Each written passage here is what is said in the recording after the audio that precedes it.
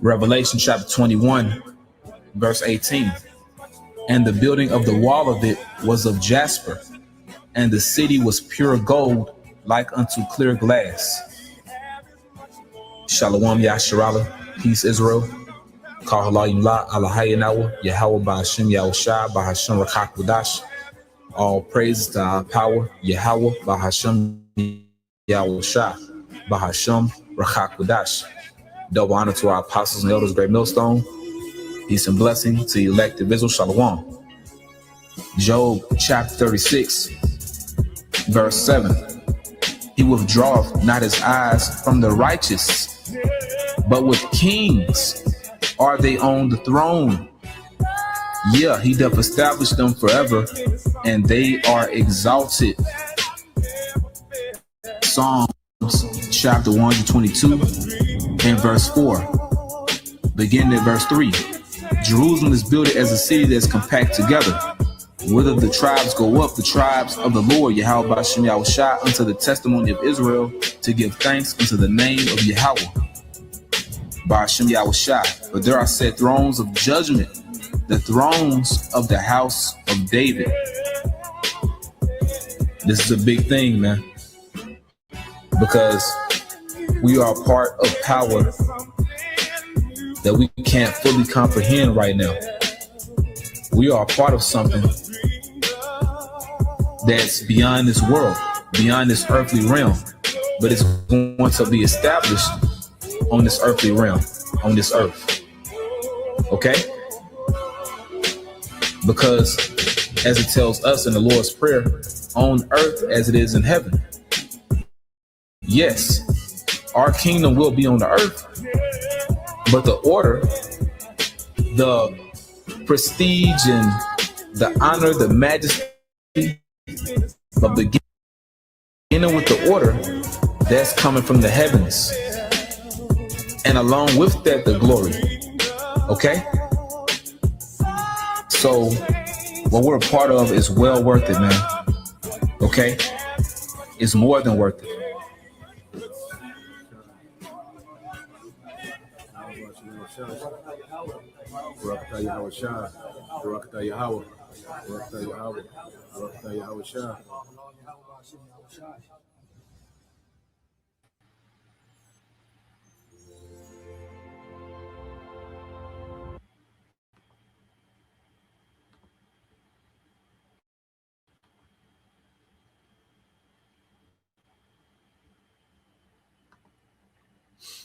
All right, Shalom. First and foremost, I would like to give all praise and glory unto Yahweh Bahashim, Yahweh Shah, Bahashim Rakakwadash.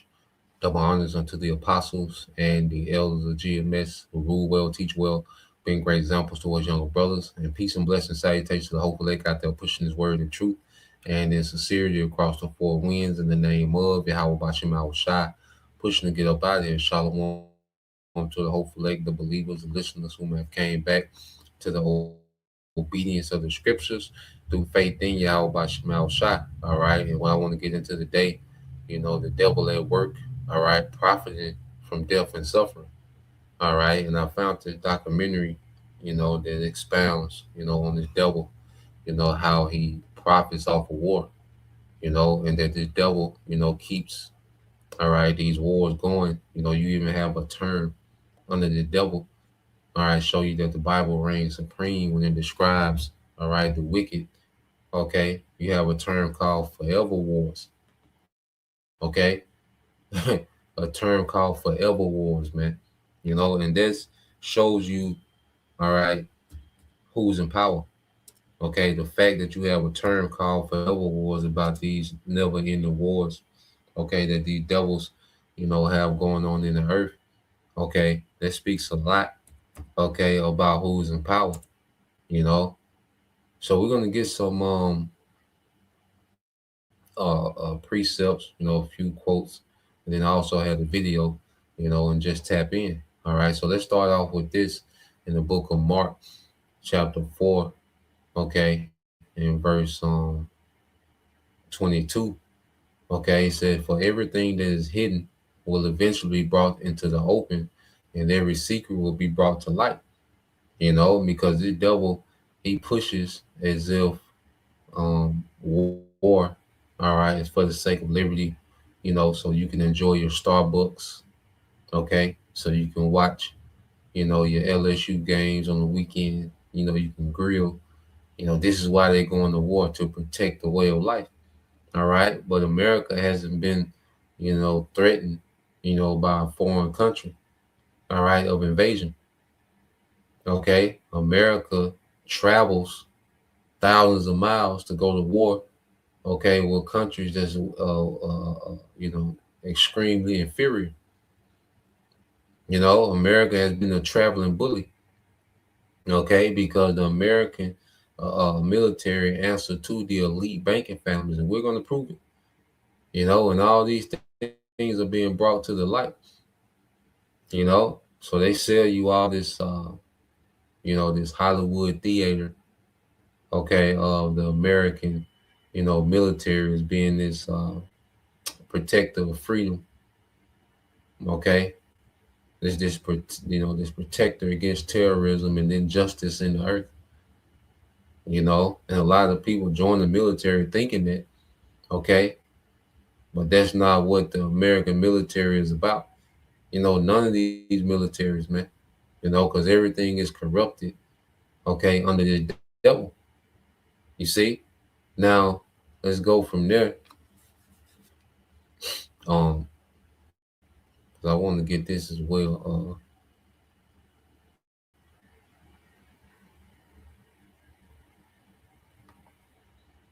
Let's get this here.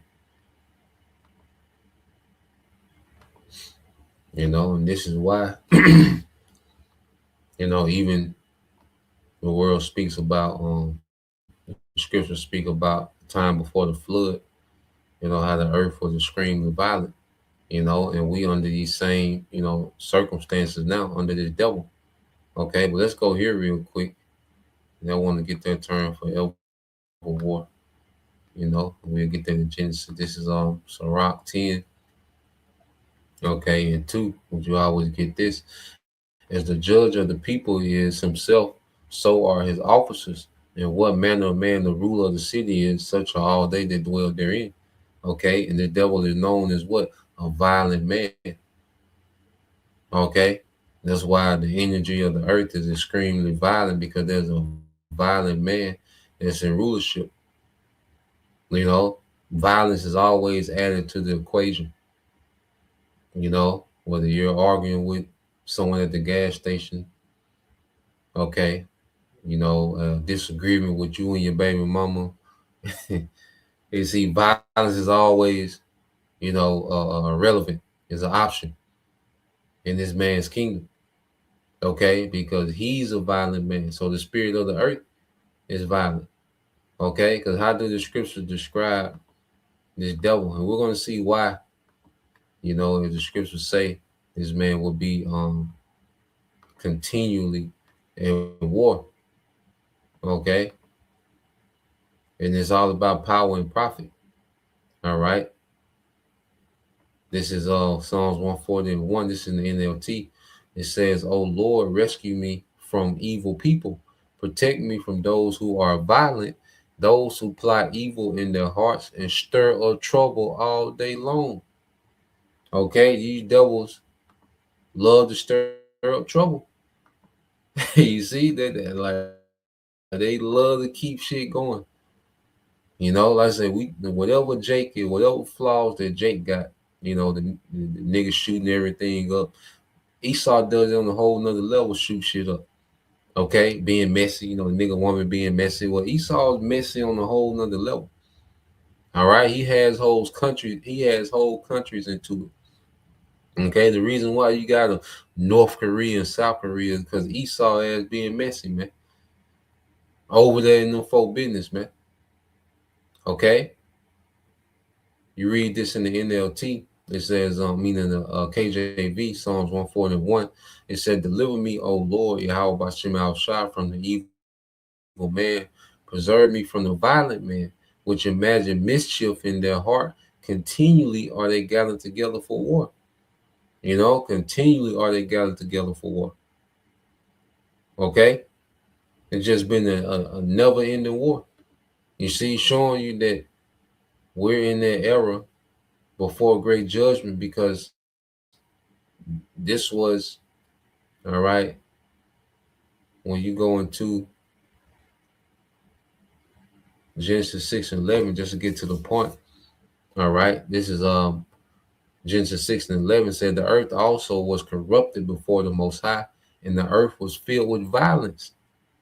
Okay, which you had the descendants of Cain, all right, running amok in the earth, all right, which in the spirit we know, all right, that spirit came back through Esau, man, the spirit of the serpent, which was a man, okay, that wicked seed, and then Cain, that violent man, serpent was was crafty, was into the witchcraft, okay, and Cain was into the violence.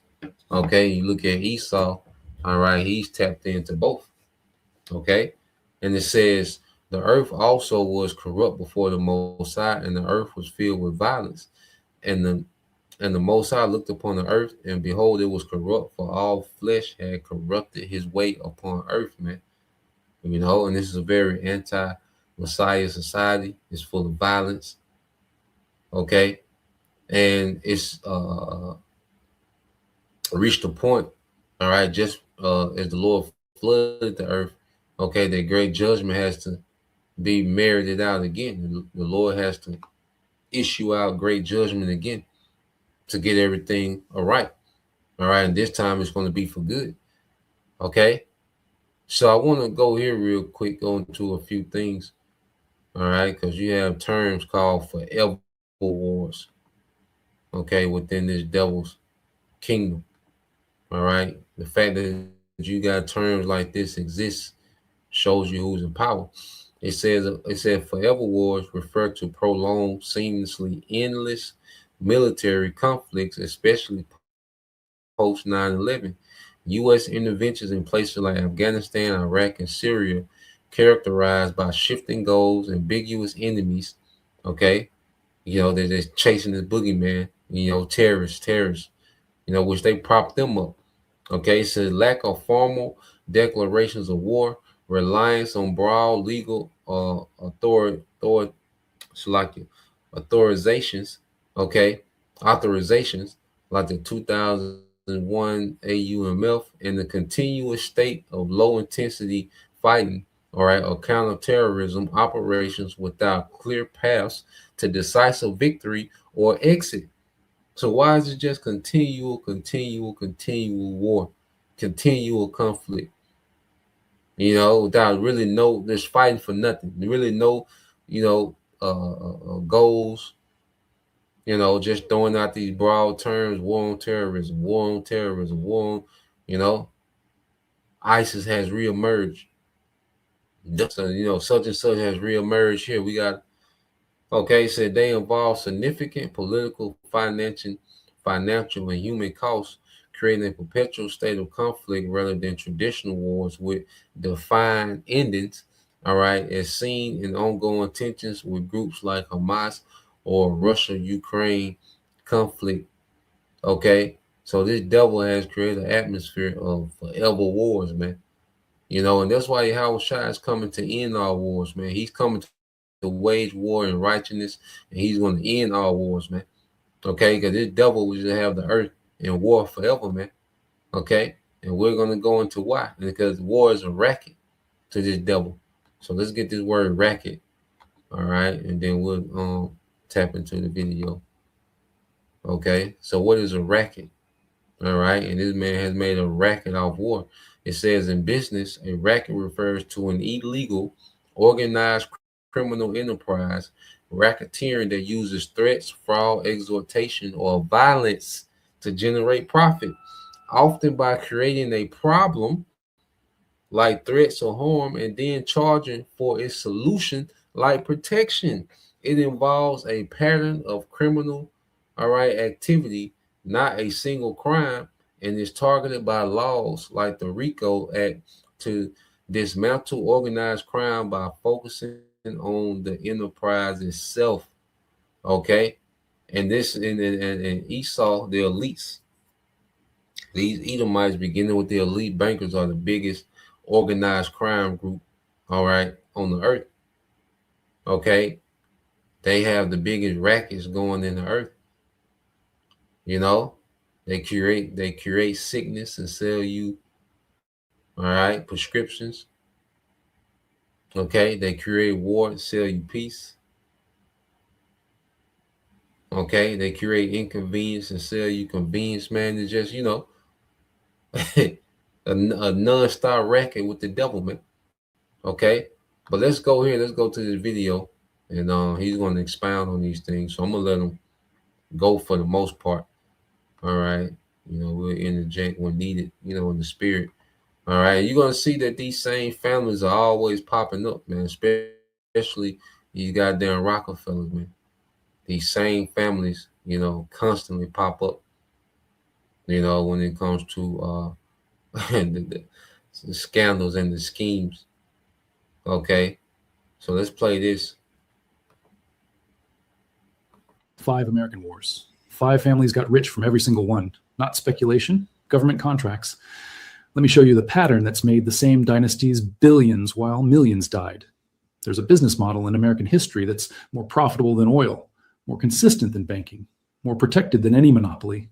It's made the same families wealthy for 6 generations, created dynasties that control billions in assets, funded political careers, university endowments, and charitable foundations.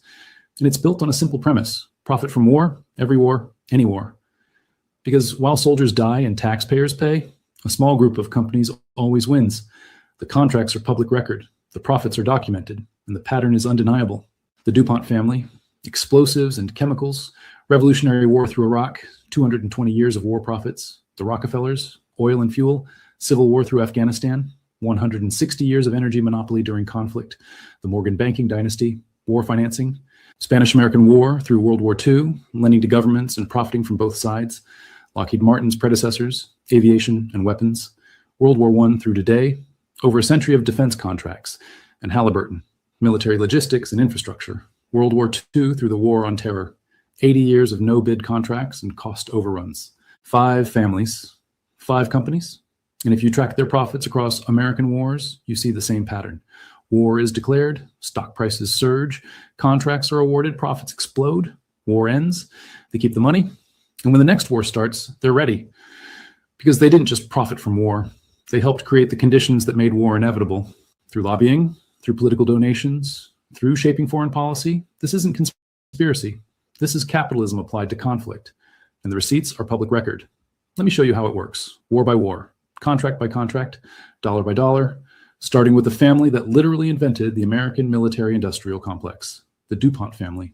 If you've heard of them, it's probably for chemicals or Teflon, but the DuPont fortune was built on gunpowder, and they've supplied explosives for every American war since 1802. Let's start with how they positioned themselves. Eleuthère Irénée Dupont arrived in America from France in 1800. He was a trained chemist who had worked in French gunpowder mills, and he saw an opportunity. America had just fought a revolution and was expanding westward. That meant constant need for explosives, for clearing land, for mining, and for war. In 1802, he founded the DuPont Company on the Brandywine River in Delaware. The location was strategic, close to Philadelphia and Washington, access to water power for mills, and far enough from cities that explosions wouldn't cause political problems. By the War of 1812, DuPont was supplying gunpowder to the U.S. military. This was their first major government contract, and it established a pattern that would repeat for 2 centuries. War starts. Government needs explosives. DuPont is ready with existing capacity. They get the contract. They expand production. They make enormous profits. War ends. They keep the infrastructure and wait for the next one, the Mexican-American War, 1846 to 1848. DuPont supplied gunpowder for artillery and small arms. The contract was worth over $1 million. That's about $35 million in today's money. But the real value was establishing DuPont as the government's preferred supplier. When you're the company that delivered during the last war, you're a first in line for the next one. The Civil War, 1861 to 1865, was DuPont's breakthrough. The Union Army needed gunpowder on a scale never seen before. 4 years of continuous warfare, hundreds of battles, millions of rounds fired. DuPont's mills ran 24 hours a day. They produced over 4 million pounds of gunpowder. The contracts were worth over $10 million. That's over $300 million today, and that's just direct sales. DuPont also sold to private contractors who then sold to the government at markup. Here's where it gets interesting. The DuPont family were Northern Democrats. They opposed abolition. Some family members even supported the Confederacy politically. But they sold gunpowder to the Union because that's where the contracts were. Ideology didn't matter. Profit did. And after the war, when the Union won, DuPont was positioned as a patriotic company that helped save the nation. The complexity of their actual position was forgotten. Only the profit remained. World War I, 1914 to 1918, transformed DuPont from a large company into a dynasty. Before America entered the war in 1917, DuPont sold explosives to Britain and France. Millions of pounds of gunpowder, TNT, and smokeless powder. When America joined the war, DuPont's production increased exponentially. They built new plants, hired thousands of workers, and supplied 40% of all explosives used by Allied forces. The profits were staggering.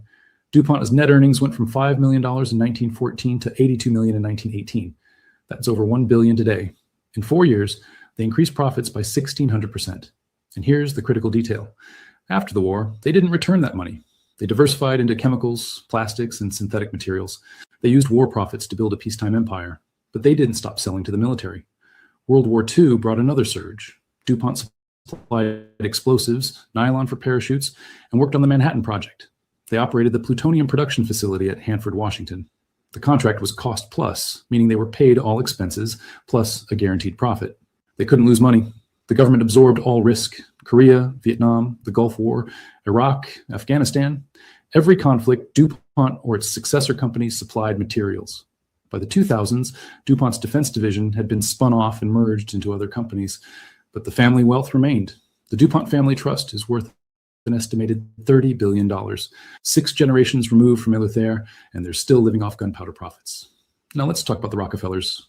Oil, the one resource every modern military needs, and the family that monopolized it for a century.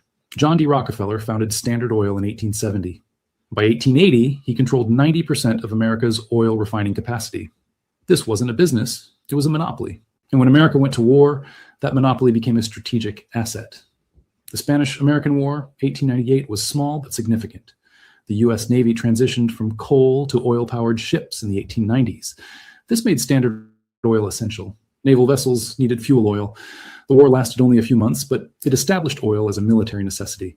Rockefeller supplied fuel for the fleet, and he learned a valuable lesson. Control the fuel, control the military. World War I was the first industrial war where oil was decisive. Tanks, trucks, airplanes, ships all required petroleum products. And Standard Oil, though broken up by antitrust action in 1911, still dominated through its successor companies. Exxon, Mobil, Chevron, all Rockefeller controlled. They supplied fuel to the U.S. military and to the Allies. The contracts were worth hundreds of millions. But here's where the Rockefeller strategy differed from DuPont. They didn't just sell to one side. Standard Oil's German subsidiary sold fuel to Germany. Even after America entered the war, Rockefeller companies traded with Germany through neutral countries. This wasn't treason, it was business. And it was legal because the companies were technically separate entities. The profit from both sides of World War I turned the Rockefellers into the wealthiest family in America. John D. Rockefeller became the world's first billionaire, and the family diversified into banking, real estate, and philanthropy. But oil remained the foundation. World War II saw the same pattern. Rockefeller companies supplied fuel to the U.S. military. Exclusive contracts, cost plus pricing, guaranteed profits. Standard Oil of New Jersey, Exxon's predecessor, was investigated for trading with Nazi Germany through subsidiaries. The investigation found that Standard Oil had shared patents for synthetic rubber with the German chemical company IG Farben even after war began. This gave Germany access to technology that prolonged the war. Senator Harry Truman, before he was president, led the investigation. His committee concluded that Standard Oil's actions had damaged the war effort. But no one was prosecuted. The company was too important. The military needed their fuel. So the investigation was quietly shelved and the contracts continued. Korea, Vietnam, the Gulf War, every conflict required oil. And Exxon, Mobil, Chevron, the Rockefeller successor companies, supplied it. The profits were so large that by the 1970s, the Rockefeller family began divesting from oil to avoid political scrutiny. but the wealth remained. The Rockefeller family fortune is estimated at $11 billion today, built on oil sold to armies that burned it while fighting wars. Now, the Morgan banking dynasty, war financing. Because wars don't just need weapons and fuel, they need money, and the people who lend that money profit regardless of who wins. J.P. Morgan founded his banking empire in the 1870s. By 1900, J.P. Morgan and Company was the most powerful bank in America. And Morgan understood something that would define a century of war profits. Governments at war will borrow at any rate. They have no choice. The alternative is losing.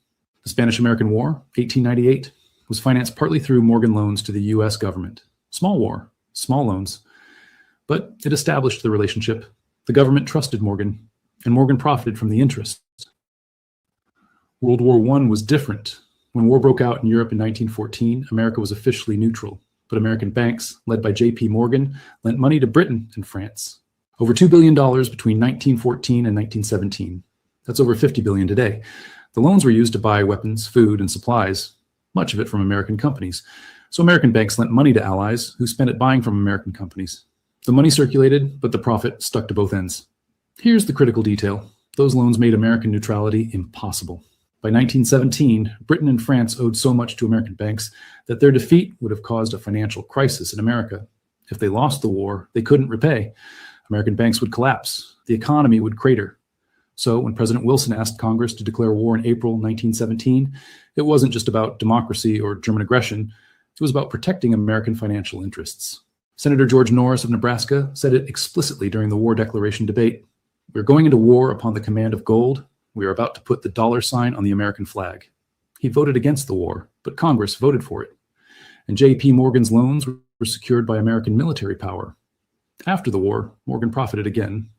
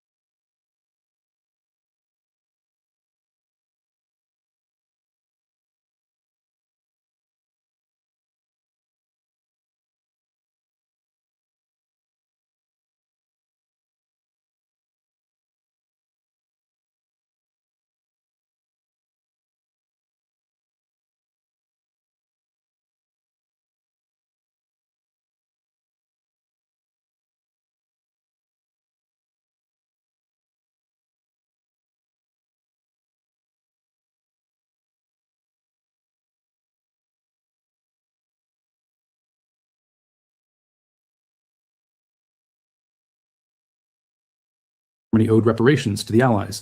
The Allies owed money to America. Morgan arranged the loans that let Germany pay reparations, which the Allies used to repay American loans.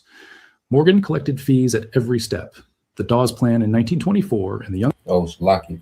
So just to go into it, all right, the American military, okay, became a sword for hire to the elites, okay, because American banks had loaned this money to the French and the British to fight against Germany and its allies, all right, and if the French and the British, would have lost, they wouldn't be able to pay back, those massive loans, given by the American banks, specifically J.P. Morgan. Okay, so the American banks, persuaded the Congress, which they've been, buying out, politicians, but they persuade the American Congress to vote, all right, and declare war, against Germany for the sake of protecting the interests of the bankers. All right. And they always create a boogeyman that they got to protect you from, to justify them going to war. with them waging war, declaring war. Okay? So they've been running this game for a long time. All right? And they push, they own the media, so they're able to push propaganda. Like if they don't enter this war, all right, American way of life is at stake. Okay? Your freedoms are at stake if they don't, all right, declare war. Okay? But there was these devils, okay, they had their interests, their investment, they was heavily invested into this war, and they wanted to reassure their investment, so they sicked, okay, America, on Germany in World War One. Okay. Plan in 1929, both structured by Morgan bankers, refinanced billions in war debt, and Morgan collected millions in fees. World War II followed the same pattern. Before America entered the war, Morgan banks financed British war purchases. After Pearl Harbor, the U.S. government borrowed heavily to fund the war effort. War bonds, Treasury securities. Morgan banks underwrote them, collecting fees on every issuance. And after the war, Morgan banks financed Reconstruction. The Marshall Plan, which rebuilt Europe, was administered partly through Morgan-connected institutions. The Cold War, Korea, Vietnam, every conflict required financing. And Morgan banks, by then merged into J.P. Morgan Chase, were always involved. Underwriting government debt, financing defense contractors, profiting from the interest and fees. The Morgan family is no longer involved in day-to-day banking, but the wealth remains. The family fortune is estimated at $30 billion, built on lending money for wars and collecting interest while soldiers died paying the cost. Now, Lockheed Martin, or more accurately, the companies that merged to become Lockheed Martin, because military aviation has been profitable since World War I. The Loughead brothers, later spelled Lockheed, founded their aircraft company in 1912. By World War I, they were building planes for the military, small contracts, experimental designs, but aviation was the future, and the companies that got in early positioned themselves for a century of profits. World War I saw limited use of aircraft, reconnaissance mostly, some bombing, but the potential was clear. After the war, military aviation contracts dried up. Many aircraft companies went bankrupt. Lockheed survived by building civilian planes, but they kept their military connections alive. World War II was the breakthrough. Aircraft were decisive. Bombers, fighters, transports, all essential. Lockheed built the P-38 Lightning fighter, over 10,000 produced. They built the Hudson bomber, over 2,800 produced. The contracts were worth hundreds of millions. But here's the Lockheed innovation. They didn't just build planes, they built relationships with the Pentagon. They hired former military officers as executives. They located factories in congressional districts where representatives needed jobs for constituents. They made themselves politically untouchable. After World War II, the Cold War kept contracts flowing. Lockheed built the U-2 spy plane, the SR-71 Blackbird, the C-130 cargo plane, still in use today. Every decade brought new contracts. And Lockheed's strategy was always the same. Build good enough products, underestimate costs, get the contract, then come back for more money because the project is more complex than expected. The Pentagon always paid because canceling the project meant admitting waste. The C-5 Galaxy transport plane is the perfect example. Initial contract in 1965 for $2.1 billion. By delivery, actual cost was $5.3 billion, 150% over budget. Did Lockheed lose money? No. Cost plus contract. They got paid all costs plus profit. The Pentagon couldn't cancel because they'd already spent billions, so they paid. Lockheed profited. And Congress approved it because the factory employed thousands in Georgia, a key state, Vietnam, the Gulf War, Afghanistan, Iraq. Every conflict brought Lockheed contracts. By the 1990s, the military-industrial complex was consolidating. Lockheed merged with Martin Marietta in 1995 to become Lockheed Martin. Today, they're the largest defense contractor in the world. $65 billion in revenue in 2023, 90% from government contracts. And the pattern continues. The F-35 fighter jet, the most expensive weapons program in history. Original budget, $233 billion. Current estimate, over $1.7 trillion. That's trillion with a T, 7 times over budget. And Lockheed is getting paid. Every cost overrun, the Pentagon covers, because they can't cancel. Too much invested, too many jobs at stake, too many congressional districts dependent on the program. The Lockheed family doesn't directly control the company anymore. It's publicly traded. But the shareholders profit, and the pattern established over a century continues. War is declared. Lockheed's stock price rises. Contracts are awarded. Costs overrun. Government pays. Shareholders profit. Repeat. Now Halliburton, Military Logistics, the company that turned war support into an art form. Halliburton was founded in 1919 by Earl Halliburton. Initially, it was an oil services company, cementing oil wells. But the founder understood that infrastructure, whether for oil or military, was lucrative.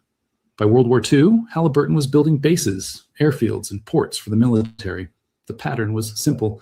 Military needs infrastructure fast. Halliburton has the expertise and equipment. They get no bid contracts because there's no time for competitive bidding. They build the facility. Cost plus contract means they get paid all expenses plus guaranteed profit. They can't lose money. Korea saw Halliburton build bases and infrastructure. Vietnam was bigger. Halliburton, through its subsidiary Brown and Root, built roads, ports, and airfields throughout South Vietnam. The contracts were worth billions, and they were awarded without competitive bidding because Brown and Root had political connections. Here's where the political connection becomes critical. George Brown, founder of Brown and Root, was a major donor to Lyndon B. Johnson. Johnson's political career was partly funded by Brown. When Johnson became president, Brown and Root got massive contracts for Vietnam infrastructure. Coincidence? Maybe, but the pattern is clear. Political donations, access to power, government contracts, profit. The Gulf War in 1991 brought Halliburton back. Dick Cheney was Secretary of Defense. Halliburton got contracts to build facilities in Saudi Arabia and Kuwait. After the war, Cheney left government and became CEO of Halliburton in 1995. He ran the company until 2000 when he became vice president under George W. Bush. And then came Iraq and Afghanistan. Halliburton, through its subsidiary KBR, got contracts worth over $40 billion. No bid contracts, cost plus pricing. Halliburton built bases, provided food services, supplied fuel, managed logistics, and the costs were astronomical. The Pentagon Inspector General found billions in waste and overcharges. Halliburton billed the government for meals never served, for fuel deliveries that never happened, for construction that was never completed. And when questioned, Halliburton argued that war zones are chaotic and some waste is inevitable. The government agreed and kept paying. Dick Cheney, as vice president, recused himself from contract decisions involving Halliburton. But his former company got more contracts during his tenure than in any previous period. From 2003 to 2008, Halliburton's government contracts increased by 400%. Their stock price tripled. And when Cheney left office in 2009, he still held Halliburton stock options worth millions. This is the pattern. Company hires politicians as executives. Those executives build relationships in government. When wars start, those relationships turn into contracts, and the profit is shared. Politicians retire wealthy, companies get richer, and taxpayers pay the bill. Now let me show you the pattern across all five. Because it's not just that these families profited from war, it's how they profited. The same strategy repeated for 150 years. Step 1, position before the war. All five companies established themselves as essential before conflict began. DuPont built explosive manufacturing capacity during peacetime. Rockefeller monopolized oil refining. Morgan built banking relationships. Lockheed maintained military contracts between wars. Halliburton built infrastructure expertise. When war started, they were ready. Competitors weren't. Step 2, get the first contract. Government needs supplies immediately. No time for competitive bidding. The companies already positioned get no bid contracts. The justification is always national security. We can't wait for bids. We need it now. And once you have the first contract, the next ones are easier. You're the proven supplier. Step 3, cost plus pricing. Almost every major war contract from the Civil War onward was cost plus. The contractor bills the government for all costs plus a guaranteed percentage profit. This removes all risk. If costs overrun, the government pays. If the project takes longer, the contractor makes more profit. The incentive is to maximize costs, not minimize them. Step 4, overrun the budget. Every single major weapon system in the last 50 years has come in over budget. The F-35, 7 times over. The Zumwalt destroyer, 3 times over. The littoral combat ship, double. This isn't incompetence, it's the business model. Underbid to get the contract, then revise estimates upward. The government can't cancel because they've already invested, so they pay. And the contractor profits from the overrun. Step 5, hire the regulators. When military officers retire, where do they go? Defense contractors. Generals who approved Lockheed contracts become Lockheed executives. Admirals who oversaw shipbuilding join shipbuilding companies. The revolving door between Pentagon and industry is so established it has a name, and it ensures that the people awarding contracts maintain relationships that benefit them later. Step 6, lobby for more war. This is the darkest part. Defense contractors spend millions lobbying Congress. They donate to campaigns. They fund think tanks that produce papers advocating military intervention. The Center for Strategic and International Studies, the American Enterprise Institute, both receive funding from defense contractors, and both consistently publish research supporting military action. When Iraq was being debated in 2002, Defense contractors funded organizations that produced intelligence reports supporting invasion. They paid for advertisements. They hired former generals to appear on news shows advocating war. And when war was approved, those same contractors got billions in contracts. Did they create the Iraq War? No. But they created an environment where war was more likely. And they profited when it happened. Step 7, diversify the profit.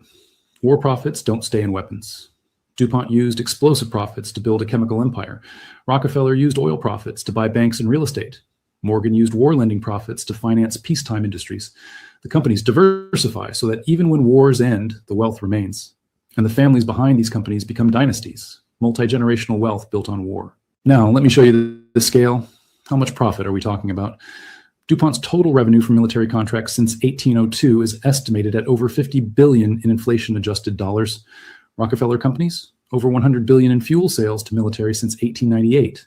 Morgan Banks, interest and fees from war financing, estimated at over $75 billion. Lockheed Martin and predecessors, over $200 billion in aircraft and systems since 1917. Halliburton, over $60 billion in logistics and infrastructure since 1942. Total, these 5 companies and their predecessors have extracted over $485 billion from American taxpayers through war contracts.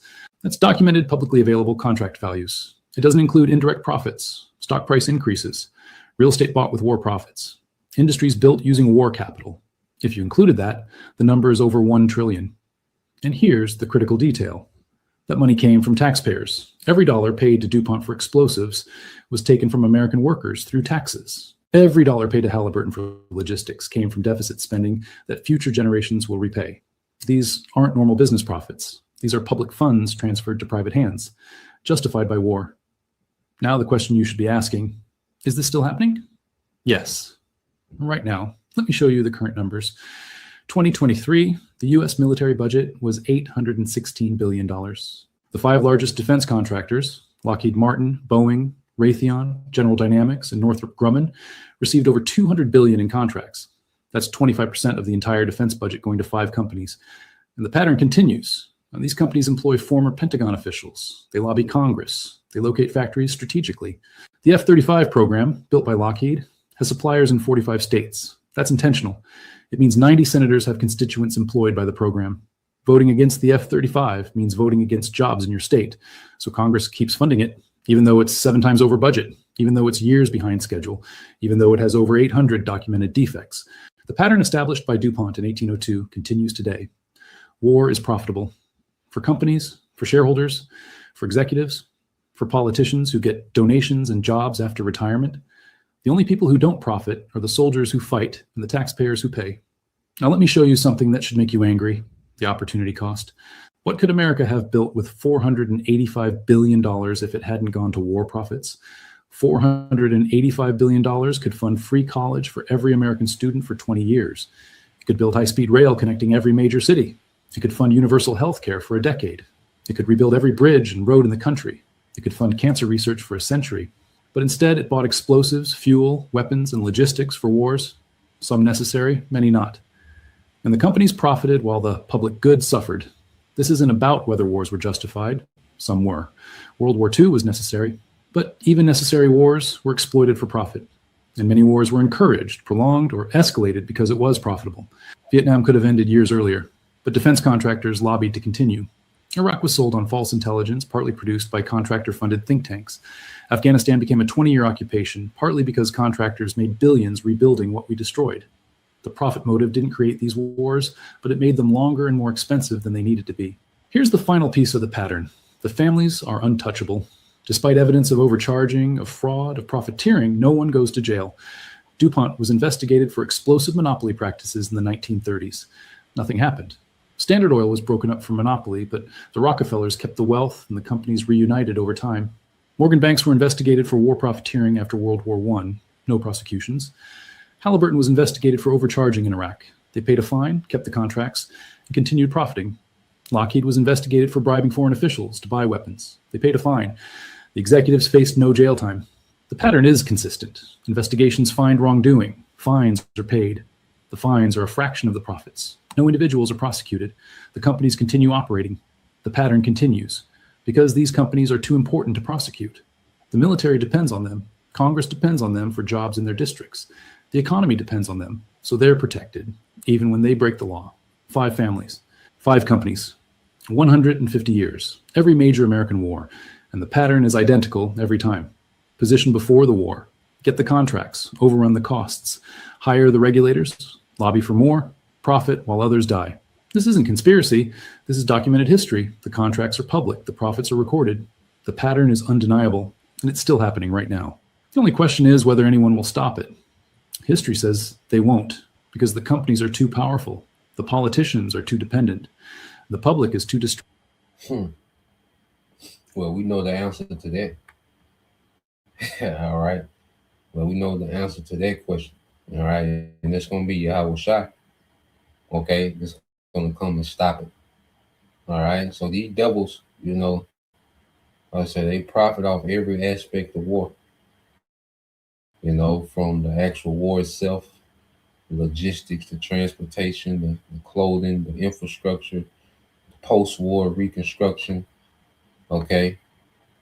they profit from every aspect of war.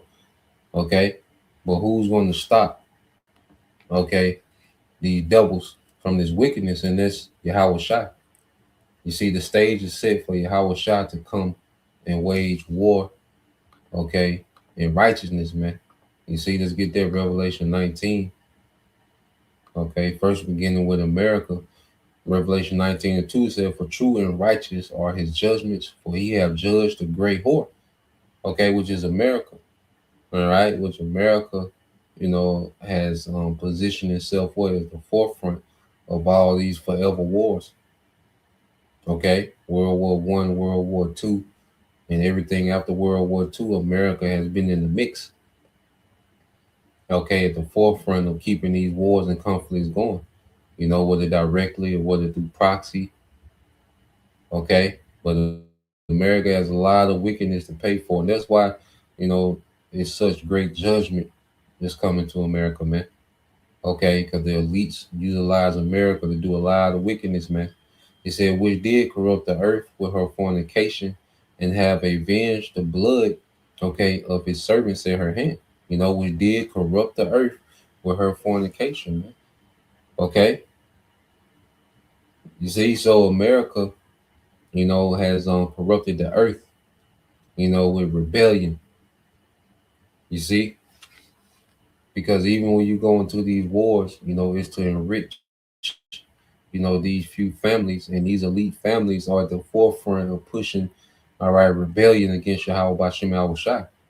Because this profit from war goes into building this anti-Messiah system. Okay, this new world order system to where they get to play God. Okay, so war is a big factor into how these devils are positioning themselves to be the most high in the earth. Okay, Revelation 19:11 says, "And I saw heaven open, and behold, a white horse, and he that sat upon him was called Faithful and True, and in righteousness he doth judge and make war." So Yahweh Shai is coming to make war in righteousness, man. Okay, and to stop, all right, this wicked racket, okay, of the elites. You see, and that's why after this Third World War, okay, let's get this from Revelation 11, okay, and 14. You see, this is going to be the war to end all wars, okay? Showing you that, this, and this is what the scriptures speak about two manner of people, with Jacob and Esau, because Esau, he thrives, in an environment that's, full of war, violence, confusion, okay? Whereas Jacob, we're, all right, Yahweh Shai, he's going to bring peace. He's going to bring order, okay? Revelation 11:14 said the second woe was past, and behold, the third woe coming quickly. Okay, so now we on the brink of a third war. Okay, the third woe coming quickly. Okay, and this is going to be the war in which the whore is judged. Okay, and this is going to be the war to end all wars. Verse 15 says, and the seventh angel sounded, and there was great voices in heaven saying, the kingdoms of this world are become the kingdoms of our Lord and of his anointed, and he shall reign forever and ever. Okay, he shall reign forever and ever. You see? So this is it for these heathens, man. Okay, this is where the buck stops.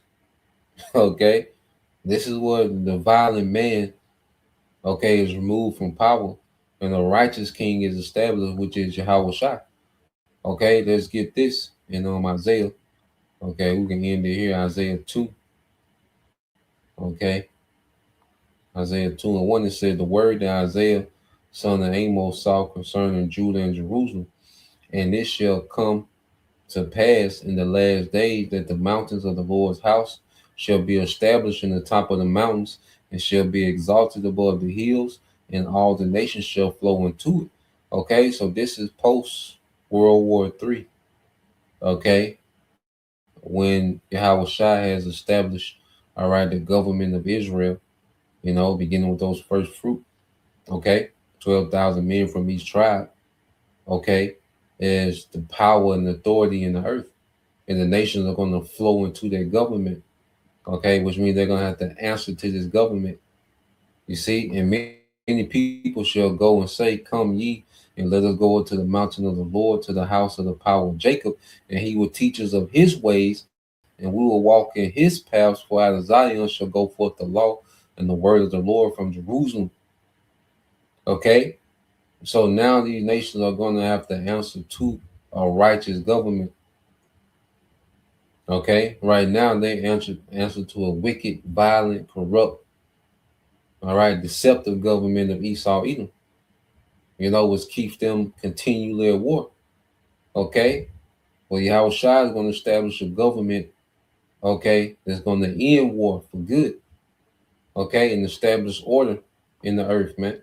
It says that he shall judge among the nations and shall rebuke many people, and they shall beat their swords into plowshares and their spears into pruning hooks. Nation shall not lift up swords against nation, neither shall they learn war any more. Okay, neither shall they learn war anymore. Okay, so this is it. Under the government of Israel will be no wars, man. Okay, hey, we getting back to life. You see, this is the end of death. Okay, and then perpetual war. Okay, these nations, they're going in captivity. Okay, righteousness is going to be instilled into them. You know, they got a rigorous, 1,000-year captivity. Okay, and after that, Esau is going to be done away with.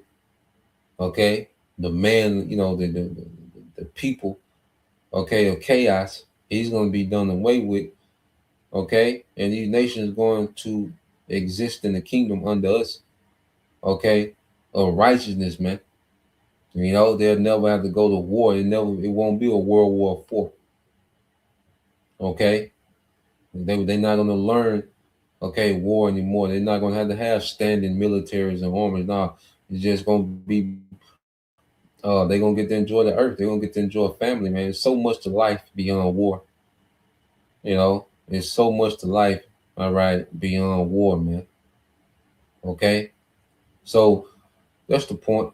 Lord will, you brothers, all right, and you sisters was edified once again. We give all praise and glory unto Yahweh, Bahashem, Yahweh Shai, Bahashem Kakadash, and double honors unto the apostles and the elders of GMS who rule well, teach well, being great examples to his younger brothers, and peace and blessings, salutations, hopefully, shalom.